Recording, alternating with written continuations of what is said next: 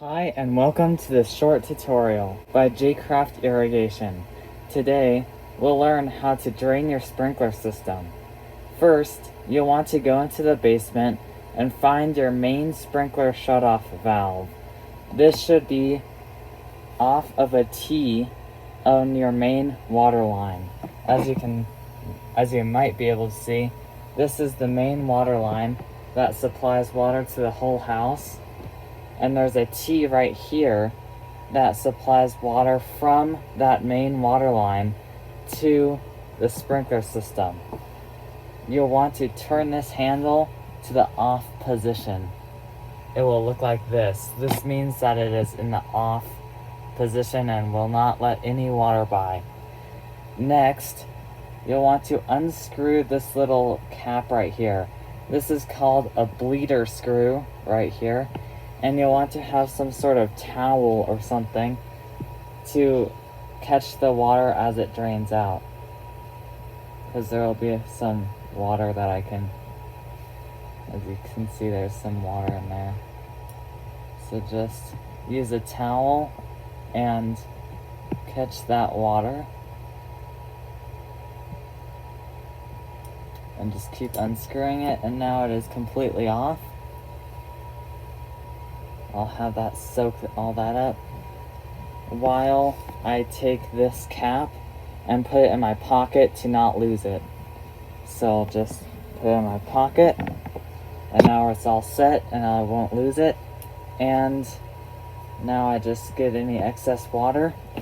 And this is the point where either you want to have someone with the towel holding it here, or have this, which is just a little pipe you can pick up at Lowe's or Home Depot for a few bucks, and this just goes down to the main drain right there, and you just put this over that bleeder screw, and here's a little way to keep it in with a little wire right here. This green wire just keeps this pipe on there, and now as the water drains, it will drain into this pipe, into that drain.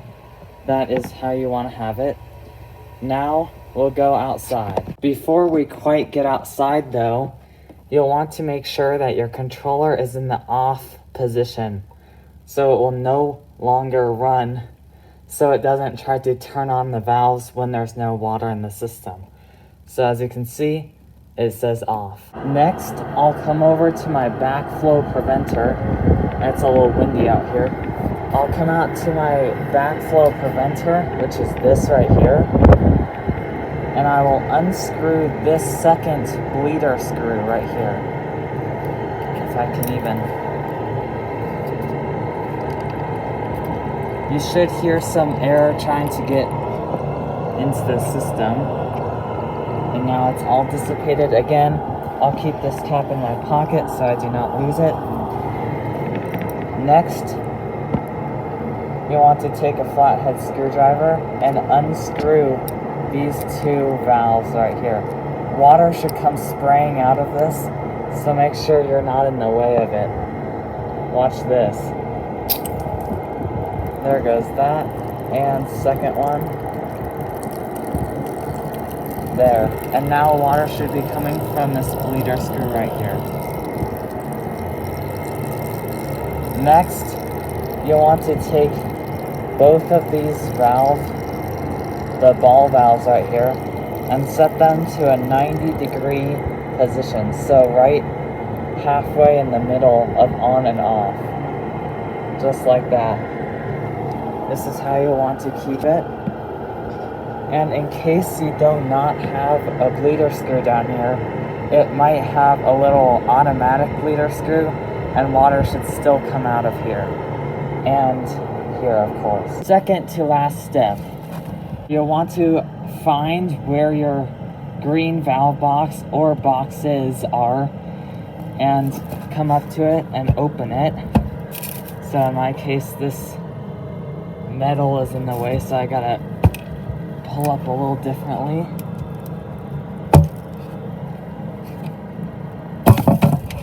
And now it's open. I just lay the cover there, and as you can see in here, all 7 of my valves are in this box, but for you it could be where you have 3 valves in a box in the front and 3 in the back or something like that. Just find your valve box or boxes and come up to, in each one or only one in my case, come up here and open up this faucet right here on the bottom, and water should come out of here. And as you can see, it is filling the box with water. This should be happening. Almost there. The last, or almost last step you'll want to take is pretty counterintuitive. You set your controller back to auto, open the door so you can hear the valves in the valve box. If the valve box is way over somewhere, you don't have to do this. It's just helpful to hear the valves turning on. And now you just cycle through every zone. And if you might be able to hear, I can hear the valves clicking in that box down there. So if I go next, then I heard it click. I heard it click. And I heard it click again. So that's how you do that. And in my case, I have different zones on different programs. So I just am going through all the programs and all the zones I have set up, going through and switching them on for at most 15 seconds per zone, just draining all that water out. So now if I click on, you might be able to hear the valve in the box over there. There goes the next one. There goes the next one. And let me switch to the next program. And I only have one valve here. And I turn it on. And you might have been able to hear that. And I just turn this off. And like before, come over here and set it in the off position. Now, the last step you do, take the screw, those bleeder screw caps in my pocket, and I'll want to put them back on the backflow preventer and on that valve in the basement that I was showing in the beginning of this video. And I'll also want to, if I had, pull off that pipe before putting on the bleeder screw so you can actually screw on the bleeder screw. And you'll also want to, preparing for the future, you want to close up these screw holes, these 2 ones, you want to close them. Just rotate the screw 90 degrees. And lastly, come back here and it should be filled up more with water, and just close up that faucet and just put the cover back on your box, and you're all drained and ready to go for the winter. Thank you for watching this short informational tutorial on how to drain your sprinkler system. If you enjoy and want to keep videos like this coming in the future, please consider subscribing to this channel and like this video. It helps a lot and is free to you.